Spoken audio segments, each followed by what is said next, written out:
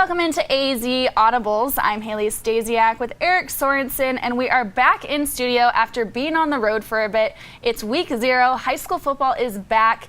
Eric, let's start out by talking about the game that you are going out to, Verado at Paradise Valley. What are the storylines you're keeping an eye on? Well, for the Vipers, they have a new coach in Tom Ward. He takes over for Derek Wallstrom. I saw both programs this offseason. The Vipers are loaded with talent at several different positions. They have a lot of depth. You cannot say the same about Greg Davis at PV. There is talent there, but it's always a numbers game when you're talking about some of these schools, and that's definitely going to be the case this week. Jordan is headed out to Desert Edge at Centennial. Now, Desert Edge has a new head coach in Jose Lucero, and Centennial is coming back in 2017, hungry to finish what they started last year.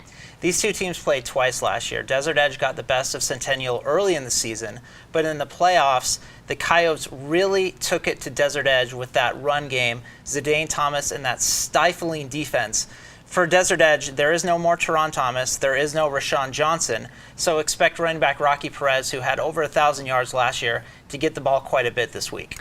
Another game that sticks out to me is Perry at Desert Vista. This is going to be a quarterback battle. You've got Brock Purdy out of Perry and Derek Klein out of Desert Vista.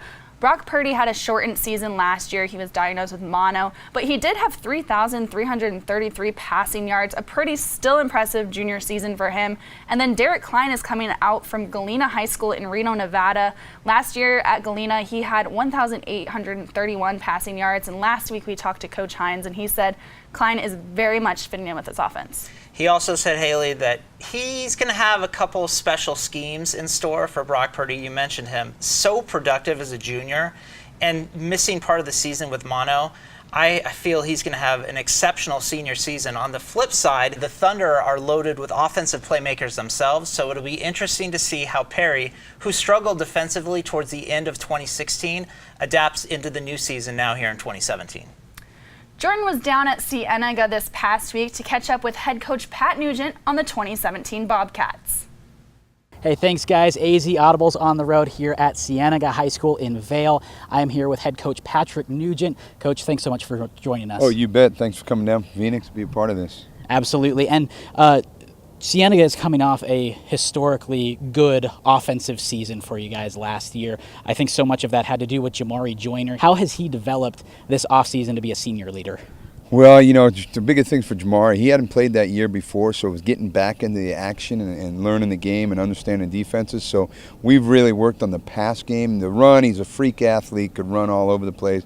But we've really worked on the passing part of the game, not so much his strength, but the ability to read defense and be able to get the ball where he needs to get to. So we're really excited for his senior year. I think that Terrell Hayward could be a household name, not just down here in Tucson, but throughout the entire state over the next few years. What do you foresee for him and his versatility this upcoming season? Well, I'll tell you, we love him to death. He's only a junior in our program. He's not a big kid, lightning bolt, physical kid that plays the game. We're moving him the corner. He had 9 interceptions, I think, last year as a safety. So he's really a shutdown, lockdown cornerback, but he'll be a little bit all over the field. But offensively, he's a kid that's, we talk as a coach, he's got to touch the ball 12 to 15 times a game for him to be a superstar he is. We've got to find a way to get him the ball. You guys are coming off a very strong season last year, made it to the state semifinals. What excites you most about this upcoming team? You know, we've set a standard here at Cienega. You know, last year was a phenomenal year, and that senior group did everything. You know, they weren't recognized earlier. They came out of nowhere, and we had a great, 12-0 was a great mark until we ran into Centennial. But this group understands what it takes to work hard every day. They've really paid it in the weight room, out on the first week or so of practice, and they have high expectations. That Centennial game was a bad taste in all of our mouths, so they want to get back there and get back to where they want to be, and that's a state championship game. Thanks so much for the time, Coach. You bet. Thanks for having us. Thanks again to Coach Nugent. Cienega coming off a double-digit win last season. They opened the year August 25th against Marana. That's what we've got for you this week on AZ Audibles. Be sure to check out Eric's Zone Read and more of our high school football content on sports360az.com. And with the return of football season means the return of the Friday night 360AZ hashtag. So be sure to use that this Friday night and all season long. We'll see you next time.